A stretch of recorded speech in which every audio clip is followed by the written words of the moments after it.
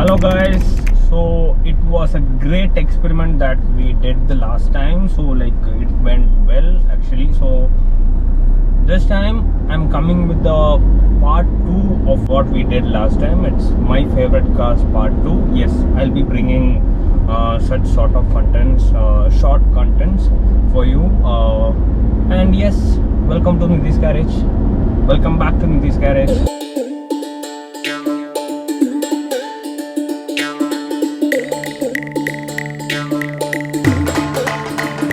So in the last part, what we saw is actually my favorite cars, which is of the segment of 3 segments we saw, which is of hatchback, sedan and compact SUV. In this part, we are going to see 2 things, which is my favorite list, which is just MUV, the other one is SUV. So the things that we are going to see, and that's a short intro. I'm driving now in the south part of Kerala. I'm in Kottayam right now, so just came for a short shoot actually. So yes, a lot of upcoming videos you will be seeing in our channel, so don't forget to subscribe and give a like and enable that bell button, and do comment your feedbacks as well. Let's begin with the first one. So what is MUV? So MUV is otherwise called as multi-utility vehicle, and which is just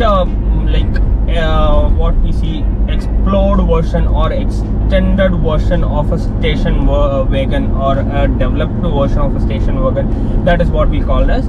So that is an MUV. So basically it has 7-seaters, 5-seaters, family vehicle. Yes, so a lot of family vehicles. That is like for examples, like we do have the Maruti Ertiga and Datsun Go Plus and Qualis as well. That Qualis and the great Innova we have. So and we have already proved that this segment is a successful model that which is brought into our country. So we need a bigger one car. So bigger car that we always need. So that is what this MUV says. So I'm also driving an MUV. Do comment which car that I'm driving right now. Yes, I'm going to talk about an MUV because since we are talking about MUV, there should be always a signature of this car that should be stamped right in front of this before I'm going to the content. So I'm going to talk about an MUV, which is something new for you actually, because this MUV was actually the first MUV. You might be you might have heard that Toyota Qualis was the first MUV, but it's actually wrong. This is the first MUV which was actually introduced in Kerala. So this was originated from Kerala. That would be the right word, I would say, because it is called as Kaswa. So it was originated by it was invented by Raja Motors, which they were originated from Chavakad in Thrissur, Kerala. So this was brought into picture on 1989 something around. Yes, 1989. Whereas this car, like Raja Motors, they were associated, joint ventured with Hindustan Motors as well, and there was a very less number of units that was produced. This was actually the first MUV, like the famous movie Hari Krishnan's. You can see this car actually. So whereas Qualis was introduced in 1999. So that is why I was telling you this car is the first MUV that was introduced in our country. So comment down below if you want a dedicated video of that particular car. It is difficult to source it, but I'll try all my best to bring that car exclusively for our viewers. Yes, you might have seen a lot of videos, but still, since it is new car that I'm telling you, I'll try all my best to source that vehicle for you actually. And coming back to the content. So when I'm telling you which is my favorite MUV, so my favorite MUV is nothing but Toyota Innova. So I'm not a big fan of Toyota Hi-Cross. I'll tell you later why I'm not a big fan of Toyota Hi-Cross, because Toyota Innova Classic one, that is always my favorite, which was introduced back in 2007, which was in production till 2014 back till. So that car was always surprised me why it is always my favorite.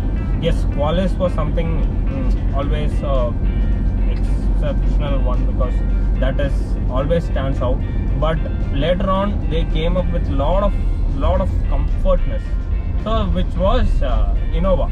So no doubt that car made really good numbers in our country, because it has too much of comfort. 2.5 liters, 131 bhp, 290 something around torque, which in Newton meters, that is a huge number.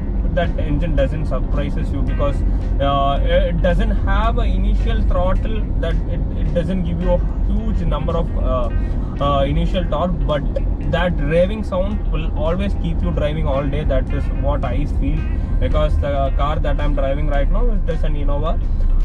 Yes, it is a Type 2 variant. I've driven nearly 600 kilometers on stretch right now. It doesn't keep me low, it is always keeping me comfort. That is how this car is doing actually. And as I was telling you, owning a Toyota is always a pride. So Toyota owners, do comment. So why it is always a pride? Because you'll get a huge premium service that they offer, and it keeps running all day, no? Because like 1 million kilometers on the road definitely doesn't gonna surprise you, because it can run all day if you're maintaining it well, and just a periodical service would do. And there is some dark sides, which is always because Toyota maintenance is a bit expensive, that I would say, but it always worth spending in every penny on it. That is what I would say, because that car, it doesn't get tired, like it goes on. Because even this car that I'm driving, it has a huge number of odo that I can see it here, almost 2 lakh plus kilometers, just in terms of nearly 10 years this car has driven. So that is how it is. It is surprisingly something doing good in numbers, and no matter what, it doesn't surprise you. Why? Because like it has done huge numbers of purchase, and in the history of Toyota, they have done very good in numbers. Anywhere if you're going and stepping out of the road, like you can see, obviously you'll see one Toyota. And yes, because that is a kind of car, that is the engine, the revs, and the fuel efficiency. Yes, it gives something around 10 to 13 kilometers. That is all you can expect from an MUV, but it does. Even if you are riding a whole family, they'll never feel tired, like you can drive it, you can all day do it, and they'll definitely feel that comfortness on while traveling. And because, as I was telling, why I'm not a huge fan of Toyota Hycross, because that car is totally different from what they were doing it. Because petrol engine, CVT gearbox, that doesn't surprise me. Well, no, earlier Toyota was offering torque converter, and that diesel engine sound, when you kickstart that car, it gives a sort of sound where, yes, I'm ready to drive this car is always will be telling you, come on, like I'm ready for you, just drive it, no? So yes, so that is the car, and that is the part. Maintenance part, yes, it is always, you have to be something when you're owning Toyota. So that is what I would make it simple. And yes, so the next segment that I'm gonna talk about is SUV, sports utility vehicle. This car is big, but it always gives you a lot of power, and it doesn't surprise you on road. It obeys what you're telling to do it. So that is what a car it is actually. So this has always been a favorite segment for me, because years back I learned my driving in this segment. So I learned driving in Tata Sierra, which was the first SUV that is manufactured in India. So I'm not going to explain in detail about that car, because that is always my favorite, but we have a dedicated video that I have already done in our channel. So I'll give a link somewhere around in the top, so don't forget to click that video and see it. So go see that video, you'll always love it, because those were the days that I've always loved driving. So that was the car that I've did it. So yes, don't forget to see that video as well. And yes, so coming to SUV, so which is my favorite SUV you would expect? So what is it? A Tata Harrier? Is it a SUV 700? Is it a SUV 500? Is it a Safari?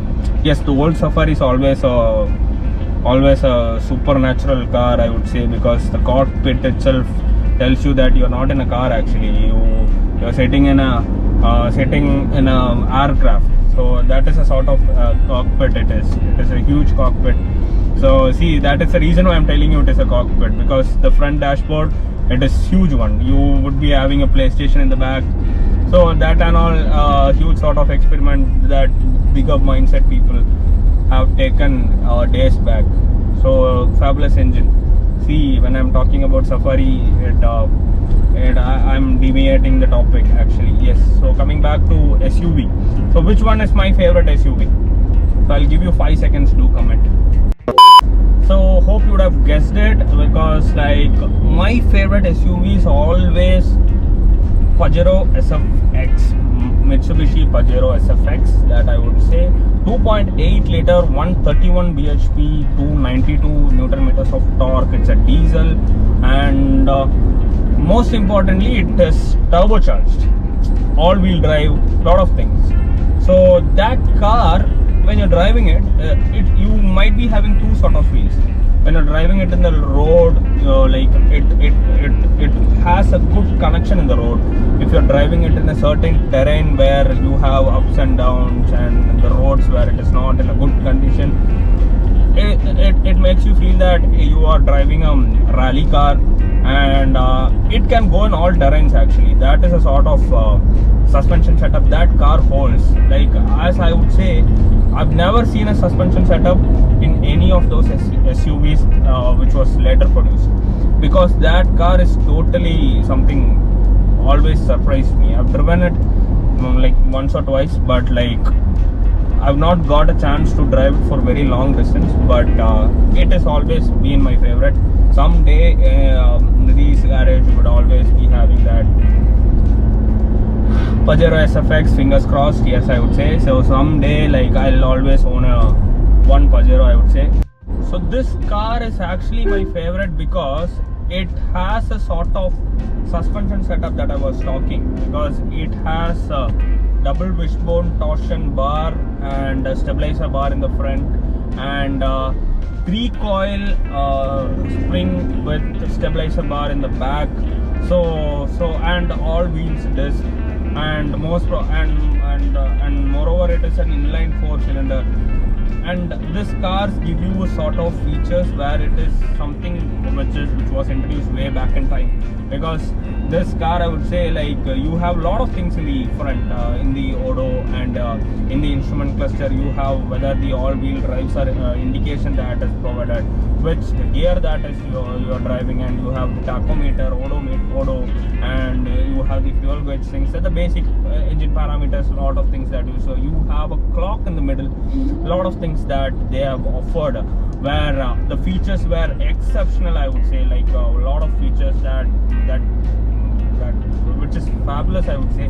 And that is a kind of manufacturing that Mitsubishi was doing in India. Like, surprisingly, later on years, they were not able to do well in our country, but it is fine. They have always made a Pajero, and they have given us Lancer. What would we want more, no? So that is my favorite Pajero SFX in the SUV segment.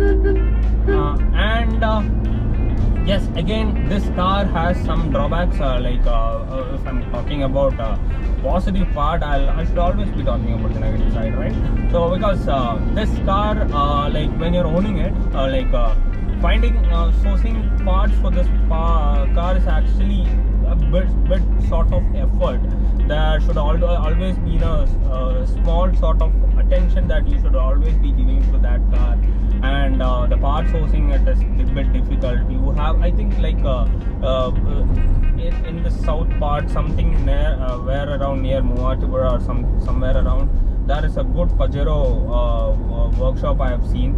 So I'm not sure if the location is correct, but they are doing exclusively only for Pajero. So, like, yes, I've seen a garage with full of Pajeros.